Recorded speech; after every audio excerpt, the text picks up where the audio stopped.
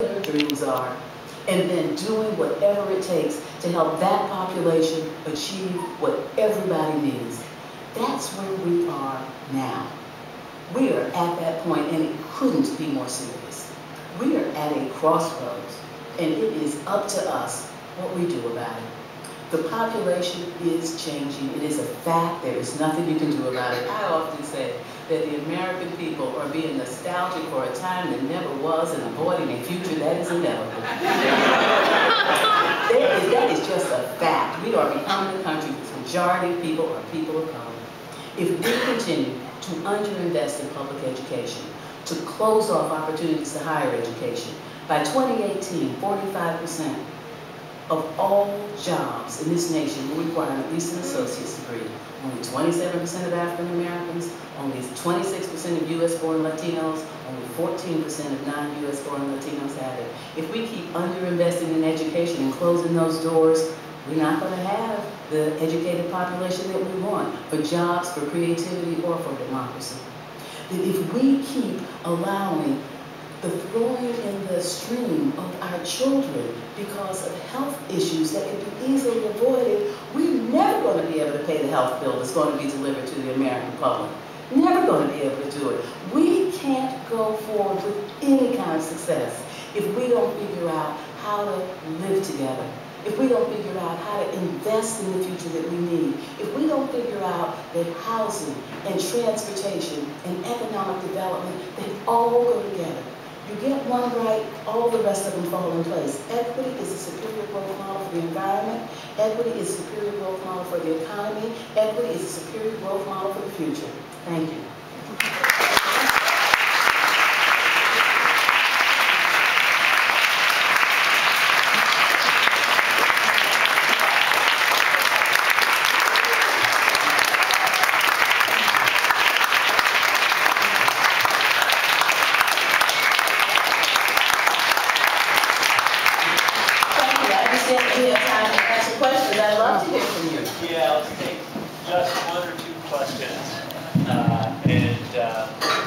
If anybody have one, feel free to raise your hand if you'd like to ask it anything. There's one in the back there, yeah. Maybe come on forward to the, or just scream it out, one or the other.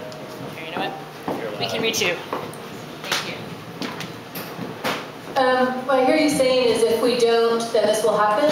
And I guess what I hear is if we don't means we need a whole bunch of organizers out there organizing folks to understand what's happening. I'm wondering what you're thinking the strategy is for people to understand what we need to do. Yeah, I think we need a multi-pronged strategy. A lot of what I have said needs to stand on a stronger foundation than just me saying it. We really need to have economists and researchers making the case for what I'm talking about. We're beginning to see it as Joe Stiglitz and the International Monetary Fund and the Federal Reserve Bank and Manuel Castor and Chris Benner, they all are saying that inequality is bad for growth. The International Monetary Fund has shown that for every 10% decrease in inequality, there's a 50% increase in the periods of growth. Huge. The Cleveland Federal Reserve Bank did a study looking at what they needed to do and concluded that inequality was one of the biggest factors that was hurting the region there around Cleveland to be able to grow. And Joe Stiglitz's latest book is all about that, and he has a column on the Opinionator, the online, if you read the New York Times online, you can see it, called The Great Divide. And we contacted them recently to see if we could get an article in, and I hope we will. We'll certainly send it out to you if we do. But they said they've got a real backlog of people wanting to engage in this conversation. So one thing we need is research. The next thing we need is we've got to change the narrative. We really need to invest in building the communication capacity to get this conversation going. Because we've got to figure out how to talk to the business community, how to talk to the civic community.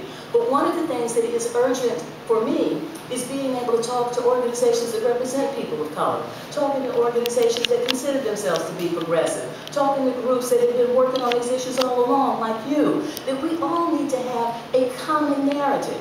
We've got to own this notion that equity is a superior growth model and begin to find language that we're comfortable with.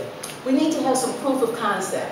So we need to be investing in communities so that sustainable community initiative planning, so that that stuff really happens. We need to have proof of concept in terms of seeing that when businesses reach out and begin to do business with community, that they're stronger businesses. Jumpstart is a group that's really focused on building the entrepreneurial capacity of people of color and getting that entrepreneurial spirit connected to what's next. Those are some of the things we need, as well as organizing and advocacy, the usual things that we do when we're trying to make a difference.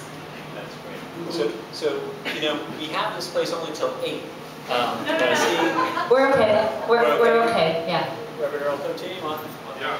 Ask the last question, because I just also want people to have time to talk to her. I had no idea I'd have the last question. I just got back from a visit to Kentucky, and it looked an awful lot like California, only there they have coal rather than oil and agricultural runoff. My question is, in your travels, to what extent do you see the kind of transformation going on elsewhere in the country that we see right now here in California, as there is a growing understanding that we have a shared destiny, that those communities that have been so damaged will soon be spreading because of the changing environment and climate?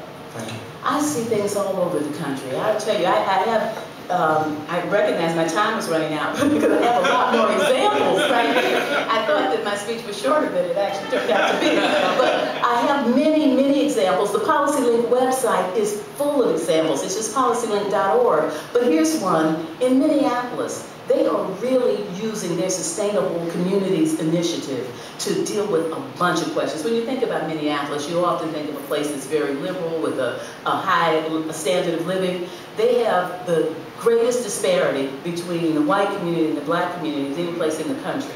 They have deep poverty in their black and their Latino community.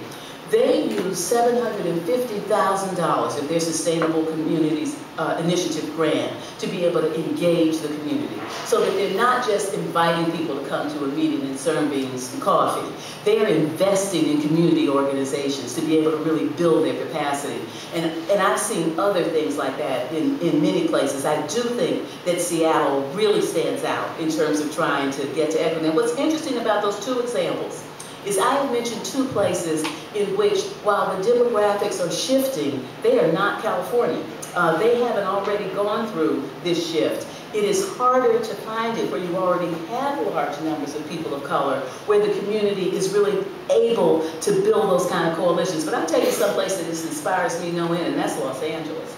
The kind of organizing that's happening in Los Angeles, the advocacy that's happening there, the gains that they're making. I think a lot of what we saw happen throughout the state of California kind of had its start with the kind of organizing that was going on in LA. So I think they're a real model for what might happen. But go on our website, there are a ton of things going on across America. Move LA has been a great ally and created a great coalition. That's great. They are wonderful. Thank you. Thank you.